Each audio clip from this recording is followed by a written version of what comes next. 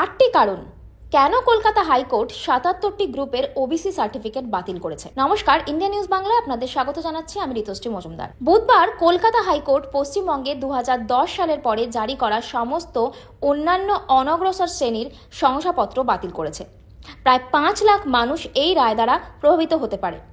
আদালত ৭৭টি সম্প্রদায়কে জারি করা ওবিসি শংসাপত্র বাতিল করার সময় রাজ্যকে অবিলম্বে এই সম্প্রদায়ের লোকেদের নিয়োগ করতে বাধা দেয়। যাই হোক, আদালত বলেছে যে রাজ্যের পরিষেবাতে ওবিসি শংসাপত্রের ভিত্তিতে এখনো পর্যন্ত নিয়োগ করা হয়েছে বা নিয়োগের প্রক্রিয়া চলছে, তাতে এই রায়ের কোনো প্রভাব পড়বে না। এখানে কেন কলকাতা হাইকোর্ট ২০১০ সাল থেকে ৭৭টি সম্প্রদায়কে জারি করা সমস্ত ওবিসি শংসাপত্র বাতিল করেছে, কারণগুলো একবার দেখে নেওয়া যাক। ১ নম্বর, ওবিসি কমিশন এবং পশ্চিমবঙ্গ রাজ্য বিদ্যুতের গতিতে অযৌক্তিক তাড়াহুড়ো করে কাজ করেছে।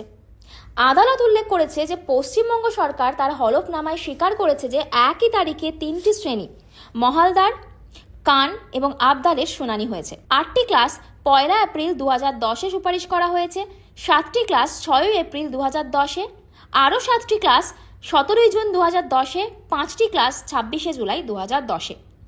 কমিশনের সদস্যদের পক্ষে সংগৃহীত সমস্ত উপাদান বিবেচনা করা এবং ডেটা বিশ্লেষণ করা, শুনানির কার্যধারা দেখা, রেকর্ডে প্রমাণ মূল্যায়ন করা এবং একদিনে এতগুলি ক্লাস অন্তর্ভুক্ত করার সুপারিশ করা মানবিকভাবে সম্ভব নয়। হাইকোর্ট বলেছে যে কমিশন এবং রাজ্য মুখ্যমন্ত্রী মমতা বন্দ্যোপাধ্যায়ের ২০১০ সালের নির্বাচনী সমাবেশে করা জনসাধারণের ঘোষণাকে বাস্তবে পরিণত করার জন্য ৭৭টি শ্রেণীর শ্রেণীবিভাগের জন্য সুপারিশ করার ক্ষেত্রে অযথা তাড়াহুড়ো এবং বিদ্যুৎ গতিতে কাজ করেছে। ২ নম্বর, হিন্দু এসসি যারা ইসলামে ধর্মান্তরিত হয়েছে তাদের ওবিসি মর্যাদা দেওয়া হয়েছে। আদালত দেখেছে যে এমন একটি শ্রেণী রয়েছে যারা একসময় হিন্দু ধর্মের অন্তর্ভুক্ত ছিল এবং বলা হয়েছে যে তারা ইসলামে ধর্মান্তরিত হয়েছে এবং তাদের ওবিসি মর্যাদা দেওয়া হয়েছে। আদালত উল্লেখ করেছে যে কেন এই ধরনের ক্লাস ধর্মান্তরিত হয়েছে সেই প্রশ্নে কমিশনের বিজ্ঞাপন দেয় না। এটি আরও বলে যে রাজ্য পরিষেবাগুলিতে সংরক্ষণ পাওয়ার জন্য এই ধরনের রূপান্তর কখন এবং কিভাবে হয়েছে তা কমিশন বিবেচনা করেনি। সবচেয়ে গুরুত্বপূর্ণ, উল্লিখিত কিছু শ্রেণী এসসি হিসাবে সংরক্ষণ উপভোগ করছিল যখন তারা হিন্দু ছিল। তাই প্রশ্ন উঠবে যে কেন একটি শ্রেণী যারা ইতিমধ্যেই সংরক্ষণ প্রকল্পের অধীনে রয়েছে তারা মুসলিম ধর্মে ধর্মান্তরিত হবে এবং সংরক্ষণ পাবে পূর্বে রিজার্ভেশন উপভোগ করা ক্লাসের ভিত্তিতে। হাইকোর্ট আরও উল্লেখ করেছে যে জরিপের সত্যতা এবং কমিশনের সুপারিশ নিয়ে গুরুতর সন্দেহ রয়েছে। কিছু শ্রেণী অন্তর্ভুক্ত করার জন্য কমিশনের সুপারিশগুলি এই ভিত্তির উপর ভিত্তি করে তৈরি করা হয়েছে যে যেহেতু সংশ্লিষ্ট মুসলিম শ্রেণীগুলির হিন্দু সমকক্ষকে তফসিলি জাতি হিসেবে শ্রেণীবদ্ধ করা হয়েছে, তাই উল্লিখিত শ্রেণীগুলিকেও পিছিয়ে পড়া হিসেবে বিবেচনা করা উচিত।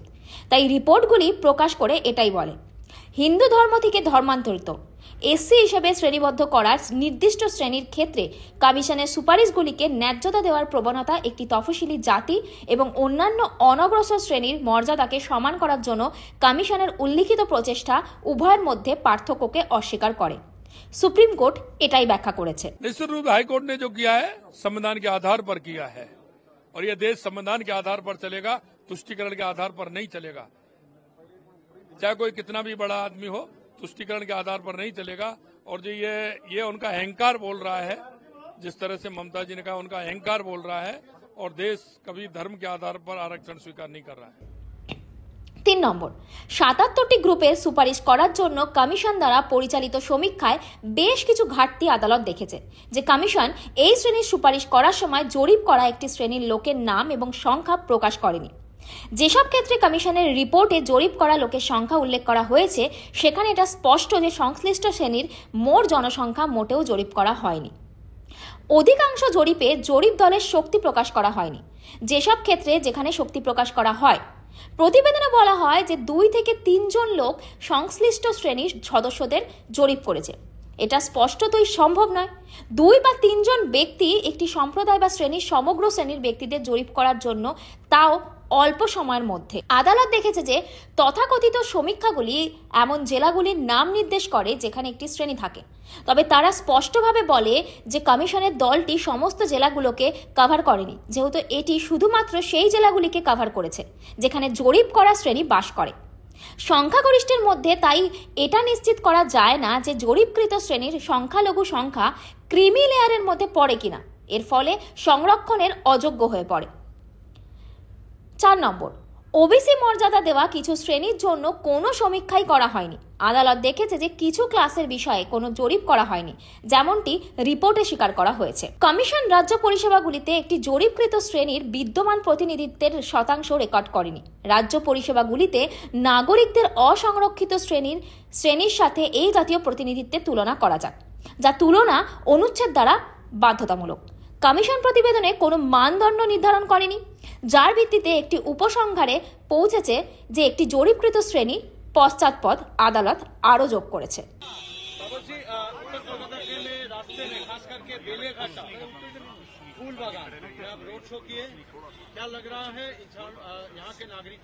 पूरा उत्तर के, खाली यहाँ के नहीं, पूरा उत्तर के नागरिक जो है, वोटर जो है, वो तब्दील यानी परिवर्तन, चेंज मांगते हैं, चाहते हैं। वो लोग बहुत नाराज है सरकार के ऊपर, बहुत नाराज है जो उम्मीदवार है इसके ऊपर। ना सरकार कुछ काम किए हैं, ना उम्मीदवार मिले हैं, साक्षात नहीं मिला कलकत्ता उत्तर के जनता जनार्दन को। नंदीग्राम में एक महिला बीजेपी कर्मी को खून कर दिया गया। ये जो शासक दल है, सरकार है, ये आंदोलन करते थे गणतंत्र के लिए, जनतंत्र के लिए, लेकिन सत्ता में आने का बाद ये लोग हिंसा, संत्रास, ऑपोजिट वर्कर को मारधोर, खून खराबी हर एक चुनाव में, चुनाव के पहले, चुनाव के दिन और चुनाव के बाद। इस बार यही प्रार्थना है ईसी से, इलेक्शन कमीशन से, जो किसी भी हाल में जनतंत्र को रक्षा करना है, पुनरुज्जीवित करना है और किसी भी हाल में जनता जनार्दन वोट दे पाए।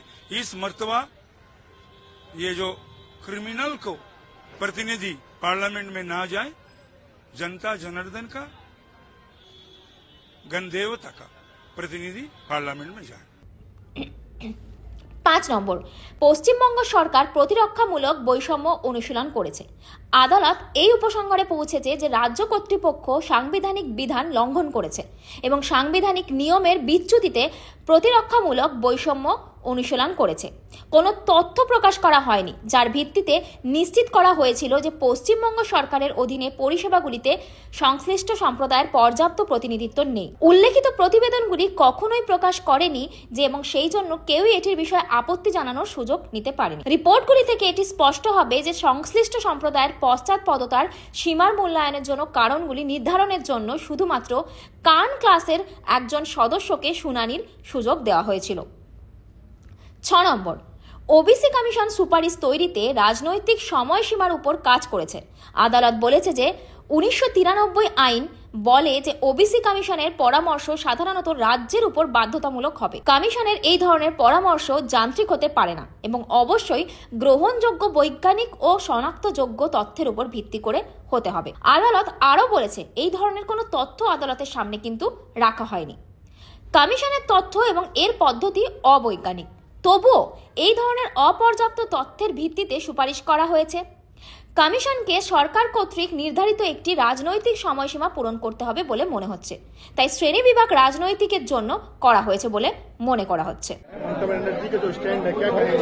ममता बनर्जी ने जिस प्रकार से कल कोर्ट के फैसले की अवमानना की है, ये उनका अहंकार है, वो सत्ता मद में चूर है।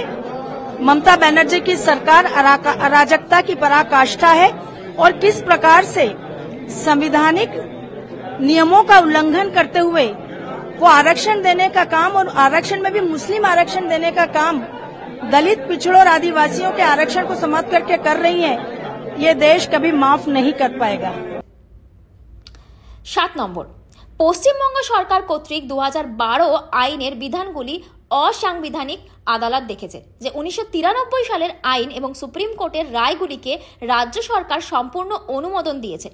বিষয়ে বিজ্ঞপ্তি এবং 2012 সালের আইনের অধীনে ওবিসি মর্যাদা দেওয়ার ক্ষেত্রে কারণ কমিশনের রিপোর্টে বলা হয়নি, ফ্যাক্টর করা হয়েছে বা উল্লেখ করা হয়নি। আদালত আরও জানিয়েছে যে 2012 সালের ধারা 2H আইন রাজ্য কার্যনির্বাহী এবং রাজ্য বিধানসভাকে একযোগে ওবিসিগুলি চিহ্নিত করার ক্ষমতা প্রদান করে। আদালত দেখেছে যে উল্লিখিত ধারাটি এই জাতীয় শনাক্তকরণে কমিশনের ভূমিকাকে বাদ দিয়েছে এবং এইভাবে সুপ্রিম কোর্টের রায় লঙ্ঘন করার জন্য এটি বাতিল ঘোষণা করে দিয়েছে। হাইকোর্ট বলেছে যে এই প্রকল্পের অধীনে 2012 আইন এবং সুপ্রিম কোর্টের রায় প্রতিনিধিত্বের পর্যাপ্ততার বিষয়ে এই জাতীয় শনাক্তকরণ এবং তদন্ত অবশ্যই কমিশন দ্বারা করা উচিত, যার সুপারিশগুলি সাধারণত রাজ্য সরকারের উপর বাধ্যতামূলক হবে। আদালত উল্লেখ করেছে যে 2012 আইনটি কমিশনের ভূমিকার প্রতিও ইঙ্গিত দেয় না। এমন কোনো স্পষ্ট বিধান রেখে দেওয়া যাক যে তফসিলে নির্দিষ্ট করা নাগরিকদের শ্রেণী বা সরকারি গেজেটে রাজ্য সরকার দ্বারা বিজ্ঞাপিত করা হবে না। 1993 সালের আইনের ধারা 9 কঠোরতা। 8 নম্বর, অনগ্রসরতা নির্ধারণের জন্য কোনো যুক্তিসঙ্গত পদ্ধতি অনুসরণ করা হয়নি। আদালত বলেছে যে এই ধরনের পশ্চাৎপদতা নির্ধারণের জন্য কোনো যুক্তিসঙ্গত পদ্ধতি অনুসরণ করেনি। এই ধরনের সংকল্পের জন্য সমগ্র জনসংখ্যার একটি জরিপ হওয়া উচিত ছিল। দেশের জনসংখ্যার একটি অপ্রতিরোধ্য সংখ্যাগরিষ্ঠের মধ্যে ছড়িয়ে থাকা একটি বিদ্যমান সামাজিক গোষ্ঠীর শনাক্তকরণ। उसको रद्द कर दिया है। नहीं, वो एक श्रेणी के बारे में चर्चा हो रही है।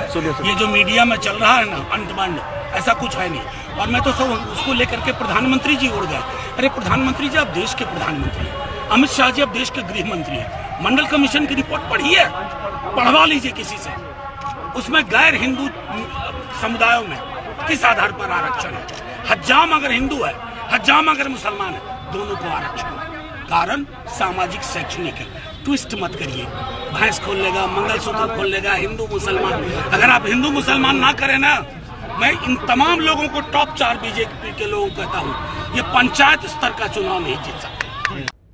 আদালত বলেছে যে সংবিধানের 16(4) অনুচ্ছেদ বাধ্যতামূলক যে একটি শ্রেণীকে অনগ্রসর হিসেবে চিহ্নিত করাও রাষ্ট্রীয় পরিষেবাগুলিতে অপর্যাপ্তভাবে প্রতিনিধিত্ব করতে হবে। যদি রাষ্ট্র 16(4) ধারার অধীনে তার বিবেচনার ক্ষমতা প্রয়োগ করতে চায়, তবে তাকে শ্রেণীটির পশ্চাৎপদতা এবং সরকারি চাকরিতে সেই শ্রেণীর প্রতিনিধিত্বের অপর্যাপ্ততা প্রদর্শন করে পরিমাপযোগ্য ডেটা সংগ্রহ করতে হবে। সংবিধানের 16(4) অনুচ্ছেদে রয়েছে 2টি শাখা, একটি হলো পশ্চাৎপদতা নির্ধারণ এবং অন্যটি হলো রাজ্যের অধীনে পরিষেবাগুলিতে সংশ্লিষ্ট শ্রেণীটি পর্যাপ্তভাবে প্রতিনিধিত্ব করছে কিনা। আদালত দেখেছে যে কমিশন এবং রাজ্য সরকার কার্যকরভাবে বা আদেও কোনো দুটি পরীক্ষাকে সম্বোধন করেনি। তাহলে কি বোঝা যাচ্ছে? কলকাতা হাইকোর্টে PIL পশ্চিমবঙ্গ রাজ্যে ওবিসি হিসেবে 77টি শ্রেণীর শনাক্তকরণ এবং শ্রেণী বিভাগকে চ্যালেঞ্জ করেছিল। আবেদনকারীরা মমতা ব্যানার্জি সরকার দ্বারা আনা 2012 সালের পশ্চিমবঙ্গ অনগ্রসর শ্রেণী SC এবং ST ব্যতীত পদে সংরক্ষণ আইনের কিছু বিধানের সাংবিধানিকতাকেও চ্যালেঞ্জ করেছে। এটি দাবি করা হয়েছিল যে উল্লিখিত আইন এবং 77টি জনসম্প্রদায়ের শ্রেণীবিন্যাস ইন্দ্র সাহানি মামলার ক্ষেত্রে সুপ্রিম কোর্টের রায়ের বিরুদ্ধে ছিল, যা ওবিসিদের শনাক্তকরণ, ঘোষণা, শ্রেণীবিভাগ এবং সংরক্ষণের প্রক্রিয়া নির্ধারণ করে। আবেদনকারীরা আরও দাবি করেছেন যে তালিকায় অন্তর্ভুক্তির জন্য আবেদন আহ্বান করে কমিশন দ্বারা কোনো যথাযথ তদন্ত করা হয়নি এবং তালিকা তৈরির কথিত প্রস্তুতির পরেও সাধারণ মানুষের কাছ থেকে আপত্তি আহ্বান করে কোনো বিজ্ঞপ্তি জারি করা হয়নি। আবেদনকারীরা SC রায়ের উদ্ধৃতি দিয়ে বলেছিলেন যে সমস্ত রাজ্য এবং কেন্দ্রীয় সরকারগুলিকে ভারতের সংবিধানের 16(4) অনুচ্ছেদের অধীনে সংরক্ষণ এবং বা বিশেষ সুবিধার জন্য ওবিসিদের শনাক্তকরণে সহায়তা করার জন্য একটি ট্রাইব্যুনাল বা কমিশন গঠন করার নির্দেশ দেওয়া হয়েছিল। তদনুসারে 1993 সালের Paschimbanga commission for backward classes act প্রণীত হয়েছিল পশ্চিমবঙ্গের আইনসভায়। উক্ত আইনের অধীনে রাজ্যের অনগ্রসর শ্রেণীগুলি চিহ্নিত করতে এবং রাজ্যের কাছে সুপারিশ করার জন্য Paschimbanga commission for backward class গঠন করা হয়েছিল। এটি একটি সিভিল কোর্টের ক্ষমতার সাথে তার কার্যপ্রণালীতে বিনিয়োগ করা হয়েছিল এবং এর নিজস্ব পদ্ধতি নিয়ন্ত্রণ করার ক্ষমতা দেওয়া হয়েছিল। এটি ওবিসি হিসেবে শ্রেণীগুলিকে অতিরিক্ত অন্তর্ভুক্তি এবং কম অন্তর্ভুক্তির অভিযোগ শোনার জন্য ছিল। এটিকে রাষ্ট্রকে এমনকি স্বতঃপ্রণোদিত পরামর্শ দেওয়ার ক্ষমতা দেওয়া হয়েছিল। এটি উপযুক্ত বলে মনে করেছিল। কমিশনের সুপারিশগুলি ঘোষণা করা হয়েছিল সাধারণত রাজ্যের জন্য বাধ্যতামূলক। রাজ্যকে প্রতি 10 বছরের মেয়াদ শেষ হওয়ার পরে ওবিসি তালিকাগুলি পুনর্বিবেচনা ও সংশোধন করার জন্য বাধ্যতামূলক করা হয়েছিল এবং এই জাতীয় সংশোধন করার সময় রাজ্যকে কমিশনের সাথে পরামর্শ করতে হবে। আদালত উল্লেখ করেছে যে 1994 থেকে 2009 15 বছর এর মধ্যে কমিশনের সুপারিশে পশ্চিমবঙ্গ সরকার 66টি শ্রেণীকে ওবিসি হিসেবে অন্তর্ভুক্ত করেছে, যেগুলো হিন্দু 54 এবং মুসলিম 12 মানে 12 সম্প্রদায়ের অন্তর্ভুক্ত। রেকর্ডগুলি প্রকাশ করবে যে 8 ফেব্রুয়ারি 2010 তারিখে বা প্রায় সমস্ত নেতৃস্থানীয় সংবাদপত্রে এটি প্রকাশিত হয়েছিল যে সরকার মুসলিম সম্প্রদায়ের জন্য 10% সংরক্ষণের ঘোষণা করেছে। তার পরের 6 মাসের মধ্যে কমিশন 42টি শ্রেণীকে ওবিসি হিসেবে সুপারিশ করেছিল, যার মধ্যে 41টি সম্প্রদায়গুলি মুসলিম ধর্মের অন্তর্গত ছিল। এই ধরনের সুপারিশের পরে রাজ্যটি অবিলম্বে 11 মে 2012-তে 35টি শ্রেণী অন্তর্ভুক্ত করে ওবিসি শ্রেণীতে 9টি এবং 26টি ওবিসি বি বিভাগে এবং 77টি সম্প্রদায়ের ওবিসি মর্যাদা বাতিল করার সময় আদালত উল্লেখ করেছে। ইন্ডিয়া নিউজ বাংলার সাথে যুক্ত থাকুন আর দেখতে থাকুন বিশেষ বিশেষ খবর। कोई बात नहीं, नादानी में लोग ऐसी हरकतें करते हैं। भाई दिन कितने बचे हैं और ऐसे में थोड़ा सा सब्र। और कितना आज 23 तारीख हो गई है, 23 तारीख आज हो चुकी है, 23 तारीख आज हो चुकी है और महज 4 तारीख को परिणाम आ जाएंगे। 4 तारीख को पता चल जाएगा कि मिर्ची किसको लगी। इतना मैं बता दूं, और ये जानकारी आप सबके पास भी आ रही होगी कि जो 5 चरण का मतदान हुआ है, इन 5 चरण के मतदान में 315 से 325 सीटों के आसपास एनडीए गठबंधन पहुंच चुका है। बचा 6ठा और 7वां चरण 25 और 1 तारीख का जो है उसमें हम लोग 400 पार कर लेंगे। और जो लोग इतने बड़े बड़े दावे कर रहे हैं, जो 2019 में खाता तक अपना नहीं खोल पाए थे, इस बार उनका गठबंधन 1 सीट जो पिछली बार ये लोग निकाल लिए थे कांग्रेस की, राजद तो खाता भी नहीं खोल पाई थी, किशनगंज वाली जो 1 सीट ये लोग निकाल लिए थे, इस बार वो सीट भी हम लोगों के खाते में आ रही है। 4 तारीख को 400 पार।